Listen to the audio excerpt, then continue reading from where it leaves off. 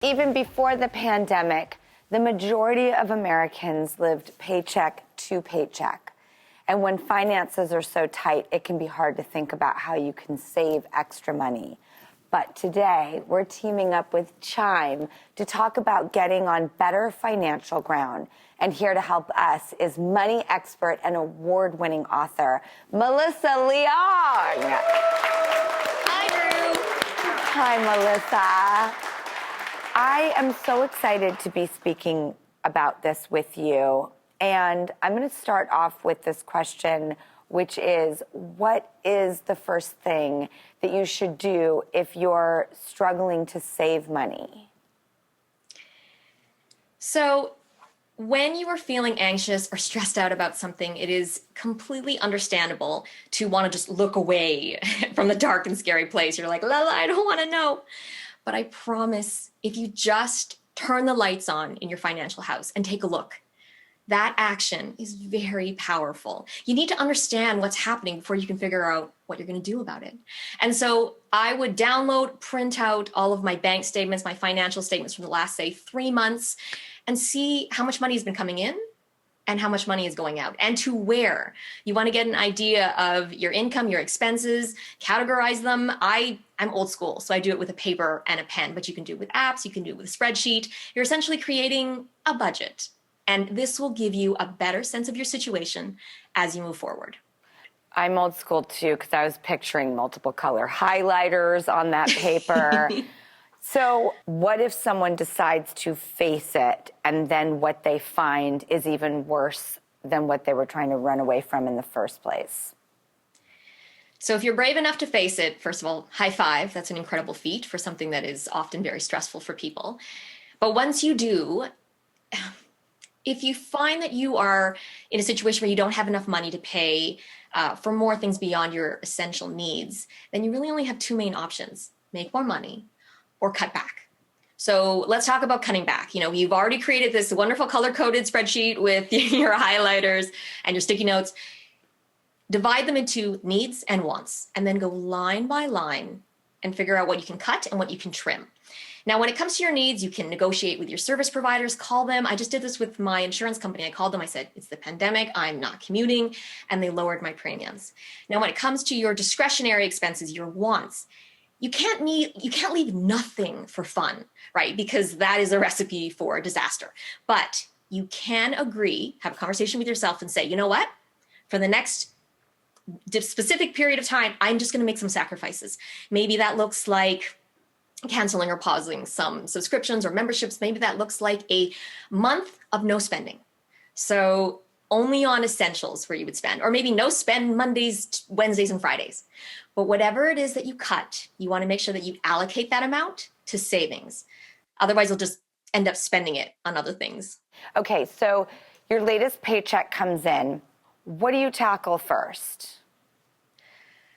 Well, it can often feel like the money comes in and then just poof, it's gone, right? Especially if a lot of your bills are automated.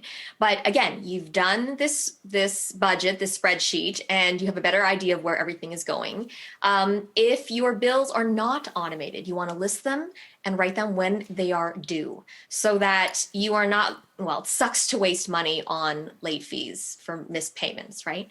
And so after you take care of your necessities, the thing to focus on, there are two things: debt repayment and savings. So when it comes to savings, no amount is too little. Savings is a habit. And so you want to flex that muscle as much as possible, even if it's starting with a small amount and then setting a calendar reminder, say 3 months from now, to bump that up. You want to download your bank app, your financial app to your phone so that it's there. You can be more mindful of the inflow and outflow of your money. And you can also try a tool like Chime. It's an award-winning finance app and a debit card with no service fees. You turn on your notifications and you will get a notification with every transaction and regular balance updates. It's an easy way to help you stick to your budget. What is your favorite money-saving hacks, may I ask? So I am a busy, sleep-deprived mom. I cannot be relied upon to make money-smart choices all the time. And so I automate my savings as much as possible. So actually, Chime's mission is to give Americans peace of mind, and they allow its members to automatically transfer 10% of every direct deposit of $500 or more into an optional savings account. That is an easy way to save money for your goals. It is essentially putting your savings on autopilot. So when you put your savings on autopilot, what you also want to do is you want to make sure that you're having money come out, say, twice a month on payday, rather than waiting until the end of the month to see what is left. Waiting until the end of the month is like my husband asking me to save him some chips. I'll just eat it all, and then there'll be no more, unless I set aside a handful of chips for him before I start eating. So this is where you'll want to have multiple streams of money coming out to various goals. So rainy day fund, home ownership, maybe retirement. When it comes to retirement, if you have a retirement plan with your employer, you'll want to maximize that, especially if they match some of your or all of your contributions. That's like free money. And finally, we talked a little bit about this, how difficult it can be to get motivated when it comes to money. And so this is the time where people need to lean on their family and friends. You know, according to research, people who had peer support actually saved more money than those without it. And so find well-chosen people. I mean, not, you know, the friends who peer pressure you to spend money or encourage you to compete, but people you can share your dreams with. You know, someone you can say, you don't have to tell them how much you make or how much debt you have, but you can say, we're going to check in every Friday together. We're going to do a fun money challenge, and we'll talk about our goals. You know, I have a group chat that I check in.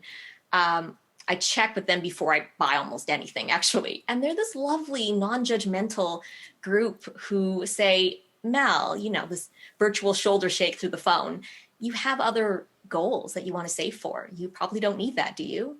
I think if we just talked more about money with each other, it would empower us all. I agree. This is something we cannot avoid and that we need to figure out. And I think Chime for the systems in which they're putting into place to change people's lives. And I thank you, Melissa Leong, for your incredible, wise, wonderful, sage, useful advice.